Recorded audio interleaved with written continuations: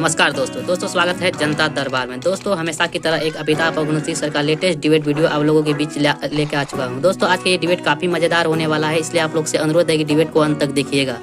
आप लोग डिबेट में हल्का से भी बोर नहीं होइएगा। दोस्तों आज के इस डिबेट में अमिताभ और गुणवंती सर ने अच्छी तरह से सफाइयों की क्लास लगाई है। सो डिबेट में आप लोग को काफ़ी ज़्यादा आनंद आने वाला है। चलिए डिबेट को स्टार्ट करते हैं। चलिए शुरू करते हैं। देश के बड़े डॉक्टर हैं, उन्होंने एक बार सहज रूप से मुझसे कहा था कि अग्निहोत्री जी, जिसके पांव चलते हैं उसका शरीर में सब चलेगा। क्या? बस पांव चलाते रहिए, पांव चलते रहे। यही बात मैं शरीर के लिए नहीं, राजनीति के लिए भी कहता हूं। आपके पांव 5 साल चलते रहने चाहिए, 4.25 साल विश्राम और 3 महीने में अटेंशन, बाएं मोड़ दाएं मोड़। इससे अब जीत नहीं मिलेगी। लिख लो मेरी बात, जिसको नाराजगी लगे मुझे माफ करना। 4 जून को मेरी बात सच साबित हो जाएगी। मेरे सब मित्र हो, लेकिन व्यक्तिगत मित्रता के कारण मैं असत्य भाषण तो नहीं कर सकता ना। 5 साल जिसके पांव नहीं चलेंगे वो लोग भारत में जीत हासिल नहीं कर पाएंगे, राजनीति नहीं कर पाएंगे। लिख लीजिए मेरी बात। चुनाव में नवदुर्गा में मंच पे जयंती मंगला काली भद्र कौली कौपालिनी करने से वोट नहीं मिलेगा ना। जनता ये देखेगी कि बाबरी मस्जिद के मुकदमे में का जो पैरोकार रहा अंसारी परिवार, वो प्राण प्रतिष्ठा के समारोह में जा सकता है जोशी जी, लेकिन आप लोग नहीं जाना चाहते। आप लोग की नाक बड़ी है, राम से भी बड़ी नाक। राम से नाक लड़ा रहे। अंसारी गए प्राण प्रतिष्ठा में, वो मुकदमा वही लड़ रहे थे, आजम खान थोड़े नहीं लड़ रहे थे।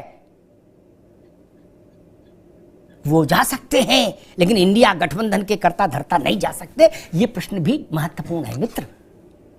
और जब आप ये कहते हो कि जोशी जी ने कहा कि काला चश्मा, टीवी पे बैठ के अपने मन मुताबिक सत्ता की आलोचना करने की स्वतंत्रता का पूर्ण उपयोग करने के बाद जब आदमी बोलता है अंत में कि देश में लोकतंत्र खत्म हो गया और अभिव्यक्ति की आजादी नहीं रही, तो सुनने वाला हंसता कहता गुरु इसे चाय पिलाओ है और बिस्कुट दो, लग रहा है इसका शुगर डाउन हो रही है। नहीं, अल्ले बल्ले बोल रहा है टीवी पर खरी खोटी सुनाने के बाद सरकार को कि ये भी चोर वो भी चोर। क्या फिर हम ये कहें कि देश में बोलने की आजादी नहीं रही? ये वैसी बात हो गई कि राम आश्रय के यहां मलाई की गिलोरी खाने के बाद कहें खाने की रोटी नहीं है। नहीं चलेगा भाई। आनंद दुबे जी, समाजवादी पार्टी कह रही है कि भाजपा ने काला चश्मा लगा लिया बिल्डिंग वाला, और अच्छा है इनको दिखाई नहीं दे रहा। हम उसी वक्त जो है जल्दी से फरफर करके पूरे प्रदेश में अपना वो प्रचार अभियान चरम तक पहुंचा दे रहे हैं। जोशी जी, एक दृष्टांत छोटा सा, फिर आप अपनी बात कीजिए। राहुल जी ने अभी कहा कि जो कुछ भ्रष्टाचार हो रहा उस सबका केंद्र प्रधानमंत्री हैं। ठीक, इतना बड़ा और इतना तीखा आरोप लगाने के बाद भी पूर्ण सुरक्षा में, पूर्ण सम्मान में है, जहाज में, सड़क पे, होटल में, दाएं में, बाएं में, मंच पर, रैली में राहुल जी हैं ना प्रतिष्ठापित। क्या उनके वाणी पर कोई प्रतिबंध लगाया किसी ने? और जहां लोकतंत्र नहीं होता है तो वहां तो किम जोंग जैसी स्थिति होती है। मेरी समझ छोटी है तो मुझे ऐसा लग रहा है। वहां तो आप ऐसा नहीं बोल सकते कि बोल सकते। अगर यहां बोल रहे हैं और बोलने के बाद भी आनंद है, परमानंद है, तो इसका मतलब लोकतंत्र खाया पिया है, मजबूत है। नहीं, पहले तो आनंद दुबे जी को बता दूं, हमारे आदरणीय मोदी जी किस प्रकार की संवैधानिक शालीन भाषा बोलते हैं। मैं आपको याद दिला दूं, 100 करोड़ की गर्लफ्रेंड हमारे गंभीर नेता मोदी जी बोलते हैं। और आपको याद दिला दूं, किसान की विधवा हमारे आदरणीय मोदी जी बोलते हैं। ये ऐसे शब्दों का प्रयोग करते हैं। आप दूसरों की बातें तब करिए जब आपके नेता क्या बात करते हैं। पहला विषय, इससे लोकतंत्र खत्म हो गया। नहीं, अगर शब्दों का प्रयोग हुआ तो लोकतंत्र खत्म हो गया। एक मिनट, ठीक बदतमीजी वाली डिबेट नहीं करूंगा अमिताभ जी मैं। जी भाई, अभी रुक जाओ रोहित जी, केवल प्रोफेसर साहब जी। जोशी जी नाराज नहीं हो, अभी चुनाव 8 चरण चलना है, आज तो एक निपटा है। अभी 7 अध्याय बाकी हैं, तब प्रसाद बटेगा। रुक जा भैया, जनता वोट नहीं दे रही, वो वोट के लाइन में खड़े हैं। आप कह रहे हो नाराज ना हो, नाराज होना तो लाजमी है। अरे रुको भाई, केवल जोशी जी की आवाज। जी जोशी जी, आनंद दुबे जी, जी। किसानों की बात से शुरू करता हूँ, सबका जवाब दूंगा। किसानों के लिए आपने क्या करा 10 साल के आदरणीय मोदी जी के कार्यकाल में, 7 साल के आदरणीय योगी जी के कार्यकाल में, जो मैंने देखा है किसानों के लिए सबसे पहला जो आपने गिफ्ट देने का काम करा वो है थार की धार लेके गृह मंत्री का बेटा निकल गया और थार चढ़ा दी किसानों में। अब आतंकवादी की आवश्यकता नहीं है, क्रिमिनल की आवश्यकता नहीं है, आपका एक कार्यकर्ता ही बहुत होता है, पहला। और क्या करा आपने किसानों के लिए? 750 किसान आपके नेतृत्व में मारे गए, योगी जी के और मोदी जी के। अब आ जाइए आपने किसानों के लिए और क्या करा?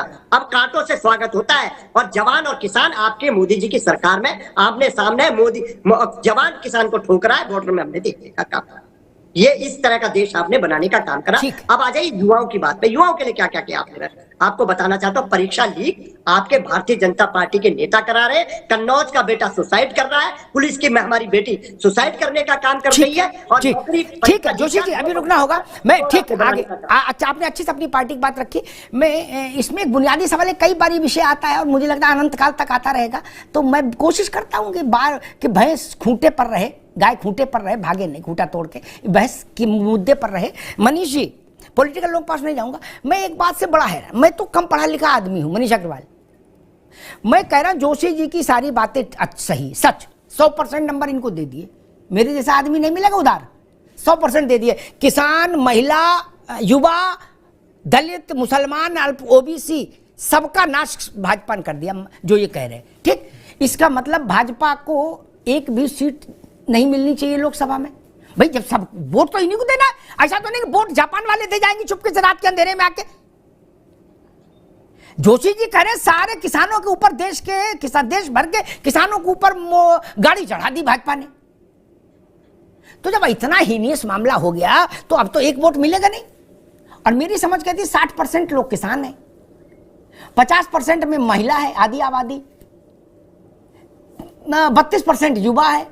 तो ये तो 100 से आगे निकल गया। इसका मतलब इन तो माइनस में जाएंगे, जमानत जब्त होगी इनकी, हारेंगे ही नहीं।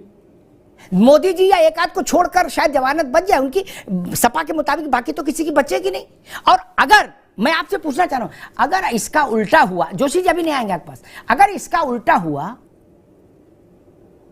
तब क्या माना जाए अग्रवाल साहब? दोस्तों आज का ये वीडियो आप लोग को कैसा लगा? अगर अच्छा लगा तो एक लाइक कीजिएगा एंड चैनल को सब्सक्राइब कीजिएगा। साथ में आप लोग कमेंट बॉक्स में अपनी राय जरूर लिखिएगा। दोस्तों हम हमेशा लेटेस्ट और टॉप न्यूज वीडियो आप लोग के सामने लेके आता रहता हूं। दोस्तों अगर आप लोगों को हल्का सा भी मेरे वीडियो पसंद आए तो दोस्तों के साथ शेयर जरूर कीजिएगा। चलिए मिलते हैं कोई नेक्स्ट डिबेट में, तब तक के लिए जय हिंद, जय भारत।